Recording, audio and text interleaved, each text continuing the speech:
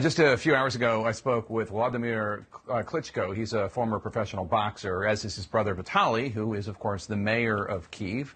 Vladimir joined Ukraine's defense forces after the war started. They've sworn that Ukraine will never go to the knee. They will never give up. The Klitschkos are on the move 24/7, visiting residential areas now abandoned after the Russian army withdrew. When I spoke with Vladimir a little bit ago, I asked him if he expects the Russians will return.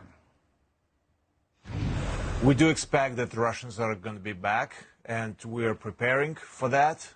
And past 51 days have been shown that they might use anything possible to come back. So we need to be prepared for everything. Today, Russia claims it hit a military facility outside Kyiv with a cruise missile. Do you know anything about the attack, what the facility was? No, I don't know the details in particular, but past night I could hear like 3 explosions in the south of the city. And, yeah, I cannot say more what exactly was hit and what the damage is.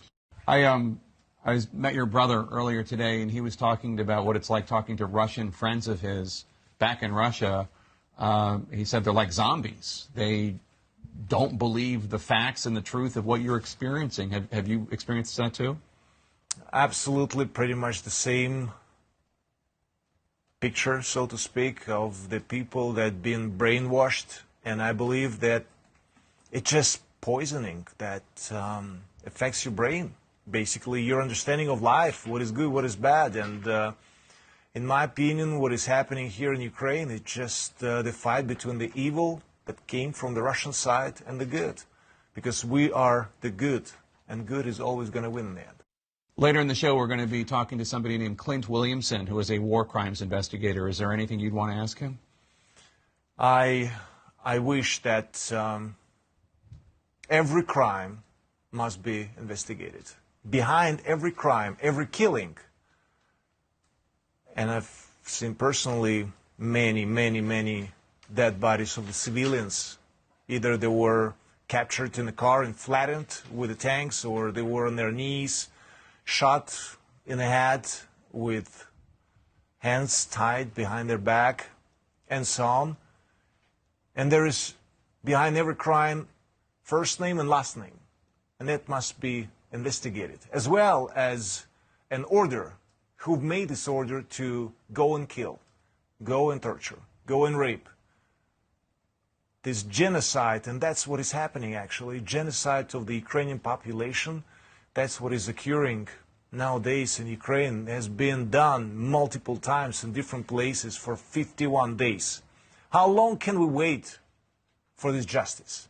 And consequences, I cannot forget these lines of the world leaders saying, if the Russian troops are going to cross the line and invade Ukraine, there are going to be severe consequences. These severe consequences for 51 days has been taking Ukrainian population. With all the lives that have been taken and infrastructure was destroyed, it's just something that the world cannot passively observe while it's still going. Yeah. And I believe that the world leaders and everyone else should ask themselves, how long can I passively observe it? Where are the consequences, severe consequences, that we've been taking and suffering and still fighting back and standing strong? And I just want to call all the world, free world, to support us. As long as this war is going, support us. We need this. We're defending your principles, democratic principles as well. Yeah. We're doing the job. And you know what? We've been asking you for help.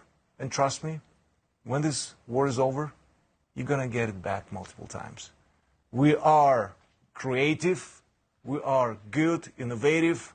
We're just well-educated population that definitely going to give back to the world. And we're defending your principles, as I said, here as well. Vladi Klitschko, thank you so much for being here. Really appreciate it.